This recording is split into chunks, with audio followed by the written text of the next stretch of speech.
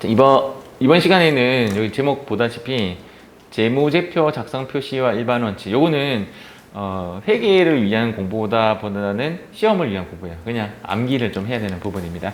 앞선서 한번 보도록 할게요. 손익계산서 구성 항목이 아닌 것은, 손익계산서 구성 항목이 아닌 것은 이런 시험이 나와요. 형이 뭐 이 정도면 꿀이죠, 맞죠? 정답은 4번. 얘네들은 아까 손익계산서 항목이었고 얘는 재무상태표 항목이죠. 자, 다음. 끝이네. 이번에는 이제 세 번째 재무제표 작성하고 이제 그 표시의 일반 원칙 이렇게 되어 있습니다. 일반 기업 회계 기준하고 이제 국제 회계 기준이 있는데, 여러분들이 이제 회계 공부한다고 해서 서점에 가보시면 서점에 대부분 깔려 있는 책은 국제 회계 기준으로 되어 있습니다. 국제 회계 기준이고, 우리 시험은 일반 회계 기업 기준이고, 일반 회계 기업 회계 기준이고, 세무사 시험 치면 또 국제 회계 기준. 우리 시험은 이쪽으로 비슷한 내용인데 약간 이렇게 나눠져 있습니다. 그래서 우리는 시험에 GAAP로 시험을 칩니다. GAAP는 이렇게 딱 가리면 옷 상표랑 똑같죠. GAP이라고 하고, 얘는 GAP 이렇게 되죠. GAP 이랍니다. Generally Accepted Accounting Principles. Generally라는 것이 일반적이라는 뜻이고, Accepted라는 것이 여기 안 나오네. 수락되었다, 인정되었다, 뭐 이런 겁니다. 일반적으로 인정된 어카운트가 회계입니다. 회계 원칙이라는 겁니다. 일반적으로 인정된 회계 원칙이라고 되어 있고, 얘를 GAAP라고 하고, 우리 시험에는 제일 상단에 그 정말 조그만 글자로 적어 놨습니다. 본 시험은 GAAP로 시험을 치시오, 이렇게 안내를 해놨습니다. 우리는 이쪽으로 공부를 하셔야 돼요. 얘는 좀 들어보셨죠? IFRS. 아마 서점에 가면 전부 다 IFRS라는 적혀 있는데, International, 국제적인이라는 뜻이죠. Financial, 이제 금융이라는 뜻이고, Reporting이라는 것은 보고서라는 뜻이고, Standard라는 것은 이제 표준이라는 뜻입니다. 그러니까 국제적으로의 그 재정이나 금융에 관련된 표준 보고서 뭐 이런 거죠. 그걸 이제 우리나라 말로 국제 회계 기준 이렇게 표현을 했어요. 이렇게 했는데 요거 하나 달렸어요. 여기 뭘까요? 코리아. 예, 국제 회계 기준에 맞추다 보니까 우리나라의 실정이 안 맞으니까 코리아를 좀 단 거죠.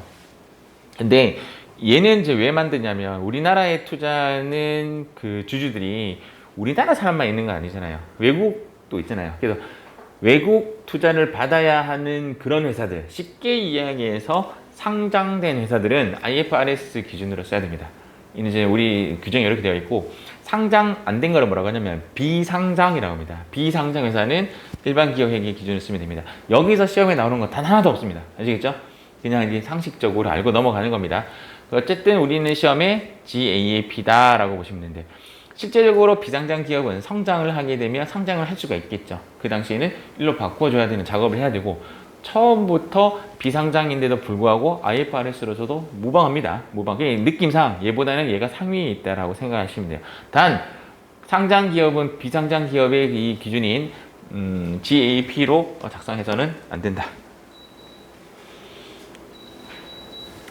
재무제표 작성과 이제 표시의 일반 원칙. 이 글자, 계속 기업의 원칙이라는 글자는 답이 됩니다.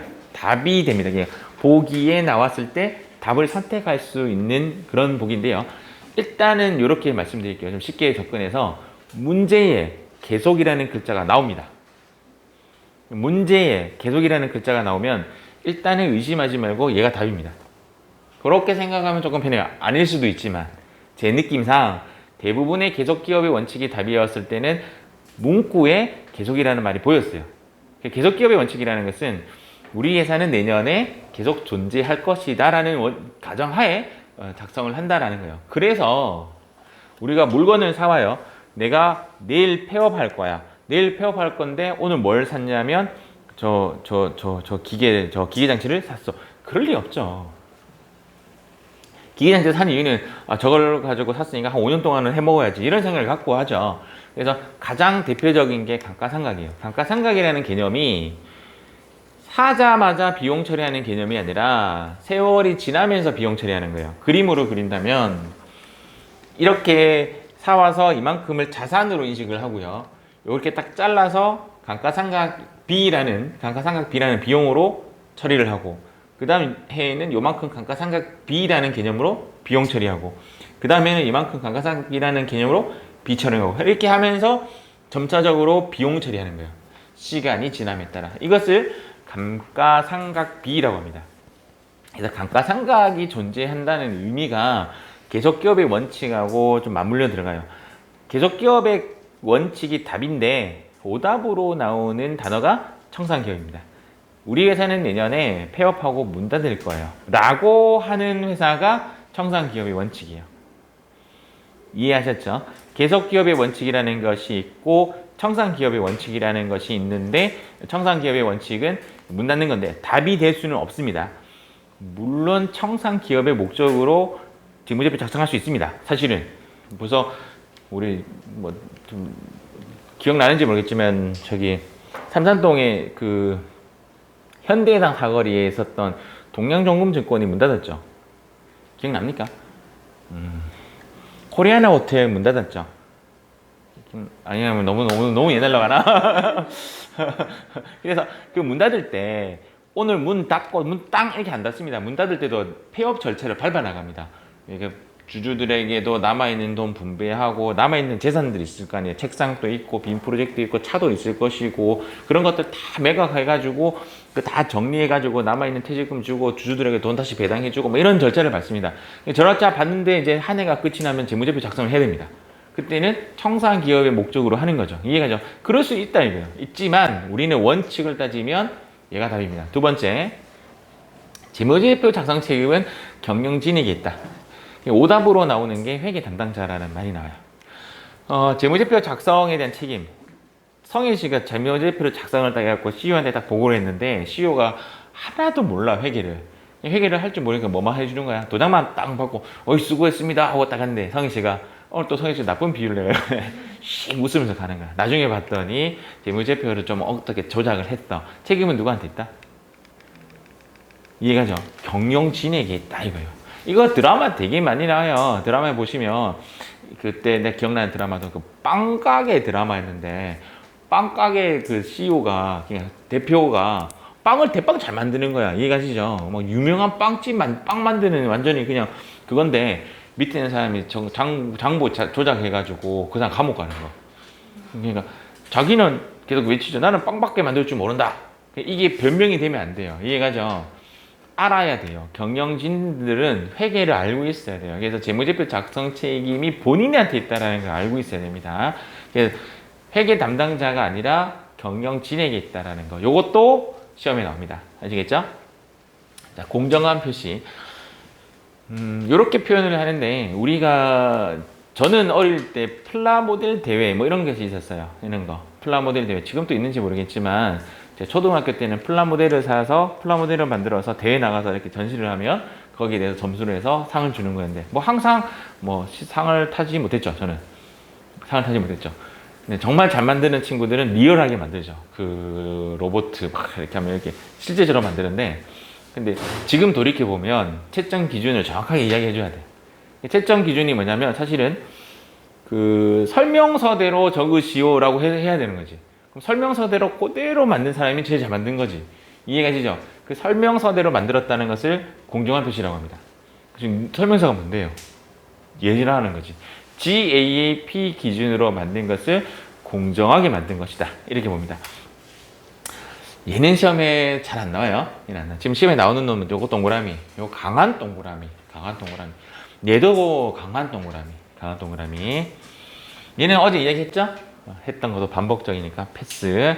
비교 재무제표의 작성. 이제 요것도 크게 중요하진 않아요. 중요하지 않은데, 여러분들이 이제 쉽게 얘기해서 가계부를 쓴다고 가정하에 뭐 안 쓸 것 같은데 가계부를 쓴다는 요즘 워낙 어플이 좋아서 좋잖아요. 내가 이번 달에는 볼펜을 샀던 그 볼펜을 이제 내가 뭐라고 썼냐면 소모품이라고 썼어요. 근데 다음 달에는 볼펜을 사고 뭐라고 썼냐면 사무용품이라고 쓰고, 그 다음 달에는 볼펜을 사고 뭐라고 했냐면 내 용돈이라고 썼고, 그 다음 달에는 뭐라고 썼냐면 기타라고 적었어요. 그러면 똑같은 볼펜을 샀는데도 비교가 안 되잖아요. 그러면 뭐가 안 되냐면 분석이 안 돼요. 실질적으로 회사에 갔으면 여러분들 커피 있잖아요. 커피, 믹스 커피가 있을 거 아니에요. 그 믹스 커피를 딱 샀어. 학원에서 배웠을 때는 소모품비라고 해서 나는 소모품비 썼다. 틀린 답이라. 왜 틀린 답이냐면 커피를 직원이 먹는 용으로 사면 복리후생비가 될 수도 있고 그냥 말 그대로 손님 줄 목적으로 샀다라고 하면 접대비가 될 수도 있고 여러 가지가 될 수도 있고 소모품비도 될 수도 있고 그래서 어떻게 해야 그 판단을 하는 거죠?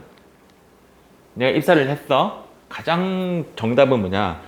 전 사람이 뭐라고 처리했느냐. 이게 정답인 거죠. 그래서 전에 있는 사람이 썼던 그 계정 과목을 그대로 써야 되는 거죠. 이해가시죠? 그래서 그것을 인수인계 받아야 되는 거예요. 선풍기를 샀어. 비품이라고 할 수도 있고 소모품비를 할 수도 있고 소모품이라도 할 수도 있고 여러 가지 할 수도 있는 거예요. 이해가시죠? 그렇기 때문에 비교 재무제표의 작성을 위해서는 똑같은 계정 과목을 써야 된다라는 말이 요 말인데 이 말과 또 중복되는 말이 또 있어요. 이 말도 중복돼요. 그래서 재무제표 항목의 표시와 분류는 계속성을 띄워야 한다 이 말이죠. 이거랑 이거랑은 사실은 내막의 속성은 똑같은 이야기예요. 이해가셨죠? 자 여기서 이제 하나 더 있나? 하나 더 있네요. 요거는 이미 설명했죠? 재무제표 할 때 왼쪽에 기업명이 있고 오른쪽에 보고통화 있고 가운데는 재무상태표라면 시점, 손익계산서라면 기간. 이 재무제표 작성과 표시의 일반 원칙이라는 게 책에 이렇게 적혀 있습니다. 그거를 제가 키워드만 쭉 나열했는데 이미 설명했던 부분이고 이 두 개는 똑같은 뜻이고 얘도 설명했던 부분이고 얘는 시험에 잘 안 나오는 부분이고 이 두 개가 가장 중요한 단어다 이 말이에요. 여러분들이 이 페이지에서 가져가야 할 글자는 이 두 개다. 이렇게 보시면 됩니다.